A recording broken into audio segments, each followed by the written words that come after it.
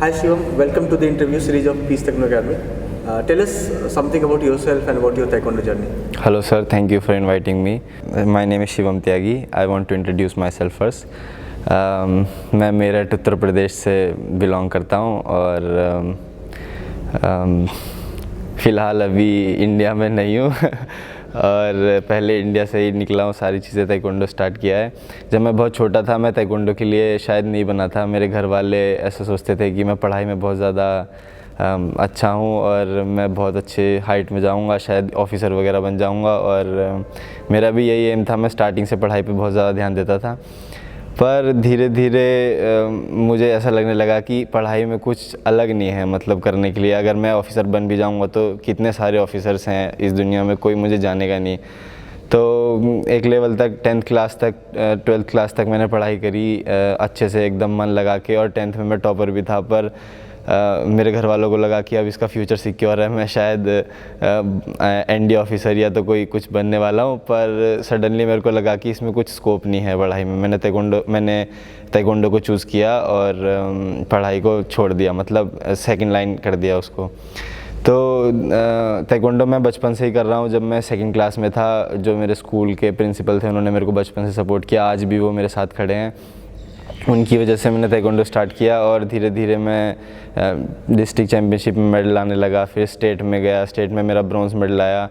वही टाइम था कि मैंने ये डिसाइड कर लिया स्टेट के ब्रॉन्ज़ मेडल पे कि मैं आज के बाद से ताइक्वांडो करूँगा। बस वही मेरा अचीवमेंट था सब उस टाइम पे। और मुझे पता चला कि साई भी कुछ होता है, मतलब साई में लोग सपोर्ट करते हैं, और मतलब मैं उस फैमिली से था तो मेरे को सपोर्ट नहीं कर पाते थे वो। तो उसके बाद मैंने साई के ट्रायल्स दिए और वो मेरे को सपोर्ट, मतलब वहाँ पे मेरे को दिखने लगा कि शायद कुछ स्कोप है, और मैंने पढ़ाई को साइड लाइन करके ताइक्वांडो चूज़ किया और मैं साई में गया ट्रायल देने। वहाँ से मेरा परफॉर्मेंस स्टार्ट हुआ, वहीं से मैं फर्स्ट वर्ल्ड चैम्पियनशिप खेला जो कि कनाडा में थी। उसके बाद मैं इंटरनेशनल खेलने लगा और मैं प्रोफेशनल हो गया ताइक्वांडो में। तो ये मेरा एक छोटा सा डिस्क्रिप्शन था जर्नी के बारे में। Shivam, what has been your biggest achievement so far? आपकी कौन सी उपलब्धि सबसे बड़ी उपलब्धि है अभी तक की? मैं ग्रैंड स्लैम चैम्पियन सीरीज़ खेला हूँ, फाइनल्स जो कि चाइना में हुआ था 2019 में, उसमें मेरा 9th पोजीशन था।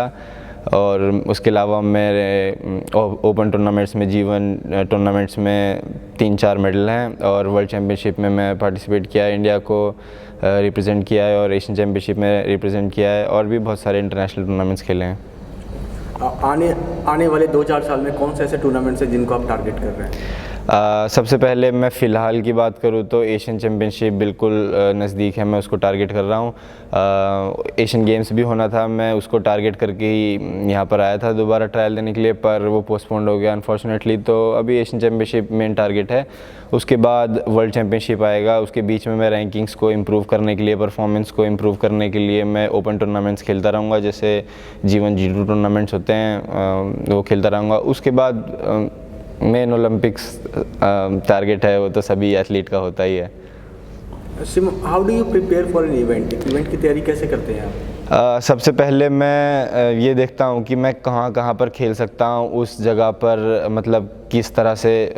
सबसे पहले मेरे लिए सबसे बड़ा चैलेंज ये होता है कि वहाँ पर खेलने के लिए क्या क्या चीज़ें चाहिए, वो सारी चीज़ें मेरे पास होनी चाहिए। जैसे कि फ़ंड्स होने चाहिए, ट्रैवल के लिए सारी चीज़ें प्रॉब्लम सॉल्व होनी चाहिए पहले से। मैं चाहता हूँ कि सारी चीज़ें पहले ही सॉल्व कर लूँ। उसके बाद ताइक्वांडो तो हम कंटिन्यू बेसिस पे कर ही रहे होते हैं, ऐसा नहीं है कि इवेंट से पहले ही हम ट्रेनिंग स्टार्ट करेंगे। ताइक्वांडो ट्रेनिंग हम स्टार्ट मतलब कंटिन्यू रखते ही हैं। तो ये चीज़ें सॉल्व करके मैं ज़्यादा फोकस फिर टूर्नामेंट पे करने लगता हूँ। वहाँ पर कौन कौन बच्चे खेलने आ रहे हैं उनको मतलब GMS सिस्टम के थ्रू देखता हूँ, और उसी हिसाब से प्लान बनाता हूँ कि किस तरह से गेम खेला जा सकता है, और यही प्लानिंग रहती है। Shivam, what role does Peace taekwondo academy has to play in your career? Peace taekwondo academy एक बहुत बड़ा सपोर्ट था मेरे लिए जब मैं इंडिया में रहता था।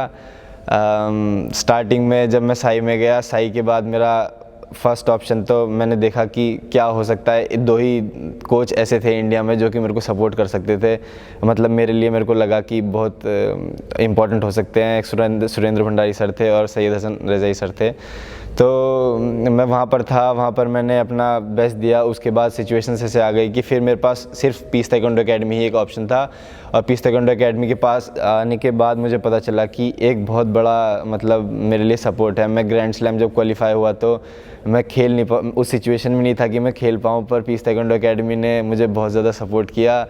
और आज मैं अगर बोल रहा हूँ कि मैं ग्रैंड स्लैम खेला हूँ तो पीस ताइक्वांडो एकेडमी की वजह से, विनय सर की वजह से यहाँ पर बोल पा रहा हूँ। तो एक बहुत बड़ा डेफिनेटली रोल प्ले करता है। और उसके बाद फिर मेरे को आगे के रास्ते दिखाई दिए कि मैं क्या कर सकता हूँ। Shivam, how do you deal with upsets, failures and setbacks? हर खिलाड़ी के जीवन में आता है, आप कैसे डील करते हैं उसके साथ? फेलियर्स मेरे लिए कुछ एक रास्ता है दोबारा से आगे जाने के लिए। और फेलियर्स मतलब मेरे लिए एक सीख है कि मैं किस तरह से आगे जा सकता हूँ। फेलियर्स हर कोई है इस दुनिया में जो फेल करता है, बिना फेलियर के आप आगे नहीं बढ़ सकते हो। तो जब भी मैं किसी टूर्नामेंट में हार जाता हूँ, या तो कभी कभी ऐसा होता है कि बहुत बुरी तरह भी हार जाता हूँ, कभी कभी ऐसा होता है कि माइनर पॉइंट से भी हार जाता हूँ, जो कि बहुत बड़ा अचीवमेंट हो सकता था पर नहीं हो पाया। तो फेलियर्स के लिए मैं यही समझने की कोशिश करता हूँ कि किस वजह से ऐसा हुआ कि मतलब मैं हार गया, या तो किस वजह से क्या क्या कमियाँ रह गई, उसको मैं सुधारने की पूरी कोशिश करता हूँ। और कोचेज़ के साथ डिस्कस करता हूँ। अगर गेम की बात करूँ तो कोचेज़ के साथ कि मैं क्या इम्प्रूवमेंट कर सकता हूँ। और खुद से भी खुद के बारे में मैं बहुत ज़्यादा टाइम खुद को देता हूँ सोचने के लिए कि क्या चीज़ मेरे अंदर गड़बड़ है जो मैं मतलब सुधार के फेलियर्स को विनिंग में कन्वर्ट कर सकता हूँ। शिवम, कोविड के बाद ताइक्वांडो एज ए स्पोर्ट या बाकी सारे स्पोर्ट्स कैसे बदल गए हैं? इससे पहले और कोविड के बाद कैसे देखते हैं आप इंटरनेशनली ट्रेवल करते हैं जी। How do you see the game changing after covid? Covid के बाद जब कोविड हुआ तो उस टाइम पे बहुत बड़ी सिचुएशन थी, क्योंकि हम लोगों को, सब लोगों को, पूरे athletes all over the world जितने भी हैं सबको घर पे ट्रेनिंग करना पड़ रहा था, या तो इंडोर्स में ट्रेनिंग करना पड़ रहा था। और वो अपना बेस्ट नहीं कर पा रहे थे फिज़िकली, वो अपने आप को आगे नहीं बढ़ा पा रहे थे। मतलब रनिंग वगैरह जो स्ट्रेंथ वो लोग पहले जो ट्रेनिंग करते थे वो नहीं हो पा रहा था। ये सब कोविड के टाइम पे हुआ। उसके बाद जब दोबारा से आए, मेरे हिसाब से सिर्फ कोविड जब तक था तभी तक उसका इम्पैक्ट था। जब कोविड चला गया तो वापस सब कुछ नॉर्मल हो गया है अभी, क्योंकि जो एथलीट्स कंसिस्टेंट हैं वो लोग घर पे भी कर ही रहे थे, वो अपना ऑलरेडी बेस्ट कर रहे थे जो वो कर सकते हैं अपनी फिज़िकल स्ट्रेंथ को मेंटेन करने के लिए। तो ज़्यादा मेरे हिसाब से फ़र्क नहीं पड़ा है, क्योंकि अभी नॉर्मली हो गया है सब कुछ, जैसा पहले था वैसे ही हो गया है। पर बस जो कोविड का टाइम था उस टाइम पे थोड़ा हार्ड था सबके लिए, क्योंकि बहुत ज़्यादा सिचुएशंस आ गई थी उस टाइम पे ऐसी। Shivam, do you think athletes are brand ambassadors of their sport? For sure sir, I will say, जैसे कि बहुत सारे गेम इंडिया में आप देखोगे तो पहले बॉक्सिंग मतलब उतना ज़्यादा क्रेज़ नहीं था।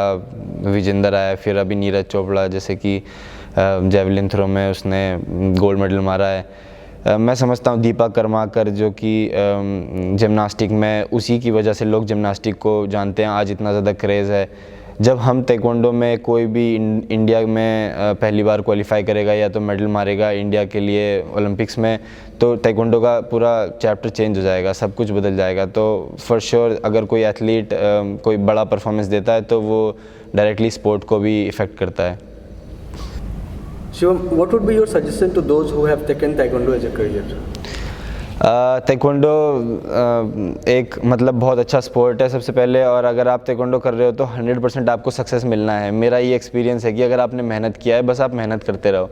अगर आपने मेहनत किया है तो आपको कहीं ना कहीं कुछ ना कुछ मिल जाएगा। ऐसा नहीं है कि आपका जो मेहनत है वो बर्बाद हो जाएगा या तो। और ताइक्वांडो में भी, ताइक्वांडो जैसे स्पोर्ट में भी, जैसे हर जगह पर आजकल अपॉर्चुनिटीज़ हैं, इनकम टैक्स में और BSF में और हर डिपार्टमेंट में आप बोलोगे तो ताइक्वांडो है जहाँ पर लोग रिक्रूट कर रहे हैं। कितने लोग ताइक्वांडो खेलते हैं, अगर आप अच्छा परफॉर्म करोगे, नेशनल मेडल मारोगे तो आपको 100% जॉब, तो मतलब अगर आपका एम सिर्फ जॉब ही है तो जॉब, आपका फ्यूचर तो सिक्योर है कम से कम, तो आपका मतलब सब कुछ, कोई प्रॉब्लम नहीं आएगा आगे चल के। Shivam, we'll start with the rapid fire. Okay sir. Taekwondo or cricket? Taekwondo. Indoor or outdoor? Indoor. Favorite food? Butter chicken. Favorite song? Infinity ओमाले। Favorite Taekwondo kick? पकाचिगी। Your highest achievement? Grand slam. Your favorite life quote? Nothing is impossible in this world. Favorite movie?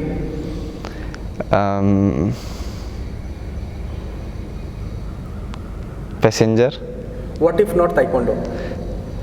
Maybe IS officer. Any role model you follow? No, I don't follow anyone. Summer or winter? Winters. Morning or evening? Morning. Olympics or World Championship? Olympics. Android or iPhone? Android. Instagram or Facebook? Instagram. Weight gain or weight lose? Weight gain. Deepest fear? Height. Your favorite city? Warsaw. Sun or moon? Moon. Favorite day of the week and why? Saturday I must say because Saturday को मैं आराम से अपना जो भी मैंने पूरे week में किया है उसको रिलैक्स करके मतलब सोच के आराम से रिलैक्स करता हूँ और सोचता हूँ कि मैंने क्या क्या किया है, कितना मैंने पा लिया इस वीक में, कितना मैंने खो दिया, और बस रिलैक्स करता हूँ, इसलिए Saturday. Shiv, thank you so much for your interview. Thank you so much sir. Appreciate it. Thank you sir.